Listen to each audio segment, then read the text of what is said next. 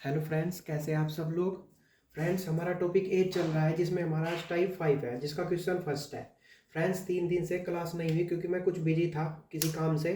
चलिए, हमारा last question है, आज इस टॉपिक को ख़त्म करेंगे, फिर इसके बाद नेक्स्ट टॉपिक स्टार्ट करेंगे। ठीक है फ्रेंड, चलिए क्वेश्चन फर्स्ट है हमारे पास। रमेश की आयु उसके पिता की आयु से आधी है। 20 वर्ष बाद उसके पिता की आयु उसकी आयु से 1.5 गुनी होगी। तो उसके पिता की वर्तमान आयु कितनी है, ये बताना है हमको फ्रेंड्स। ठीक है, चलिए वही करते हैं। हमारे पास यहाँ पर रमेश है, रमेश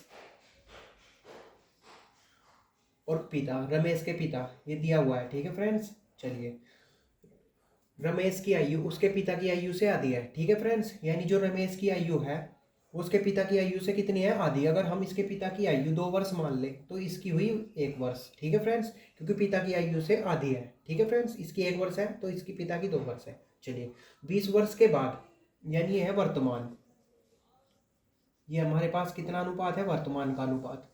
हमारे पास क्या है, 20 वर्ष के बाद, यानी 20 वर्ष के बाद, सॉरी 20 वर्ष बाद, 20 वर्ष के बाद उसके पिता की आयु, यानी उसके पिता की आयु उसकी आयु से 1.5 गुनी होगी। यानी उसकी आयु कितनी है, यहाँ पर वर्तमान में 1 वर्ष, और हमारे पास बोला है कि 20 वर्ष बाद उसके जो पिता की आयु है वो उसकी आयु से 1.5 गुनी हो जाएगी। ठीक है फ्रेंड्स, वो कैसे करेंगे हम देखिए। यहाँ पर 1 वर्ष है तो 20 वर्ष के बाद 1.5 गुनी, यानी कि 1/2। ठीक है फ्रेंड्स, 1.5 गुनी हो गई, यहाँ पर 1.5 गुनी हो जाएगी। अब हम क्या करते हैं, हम अनुपात में हम ऐसे भिन्न में नहीं रखते। ठीक है फ्रेंड्स, इसको सोल्व करेंगे। ये हमारे पास होगा 2 की मल्टीप्लाई 1 में और प्लस ऐड करेंगे, ये ऐसे होता है 3/2। ठीक है फ्रेंड्स, 3/2 हो गया। अब क्या करेंगे, अनुपात में लाने के लिए ये क्या है, भिन्न से अनुपात में हम कैसे लाएंगे देखिए। यहाँ पर कितना है, 2 की मल्टीप्लाई इधर होगी। ठीक है फ्रेंड्स, तो ये हमारे पास होगा 2:3, क्योंकि 2 की इधर हो जाएगी। तो अनुपात कितना आ गया हमारे पास, 20 वर्ष बाद 2:3, यानी पिता की जो 20 वर्ष बाद अनुपात है वो 3 है, और जो रमेश का है वो 2 है। ठीक है फ्रेंड्स, अनुपात कितना हुआ, 20 वर्ष बाद 2:3। चलिए अब हमारे पास क्या है, उसके पिता की वर्तमान आयु कितनी है ये बताना है।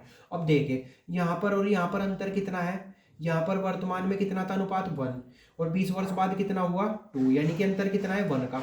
अब देख लीजिए पिता का जो अनुपात है वो कितना था वर्तमान में, 2, और 20 वर्ष बाद कितना हुआ, 3, यानी यहाँ पर भी डिफरेंस कितना है, 1 का।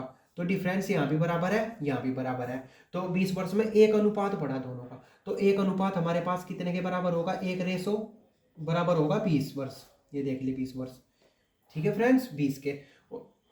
और हमसे क्या पूछा है, उसके पिता की वर्तमान आयु, यानी जब वर्तमान आयु पूछी है तो सीधी सी बात है, वर्तमान अनुपात से ही वर्तमान आयु निकलेगी। तो वर्तमान में पिता का अनुपात कितना था, 2, और 1 जो रेशो है, अनुपात है बराबर 20 के। तो यहाँ पर पिता की आयु कैसे निकालेंगे, 20 मल्टीप्लाई बाय 2, तो ये हमारे पास होगा 40 वर्ष।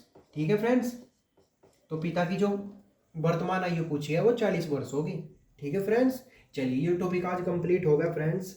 अब नेक्स्ट टॉपिक के साथ मिलते हैं। चैनल को लाइक करें, सब्सक्राइब करें। Thank you.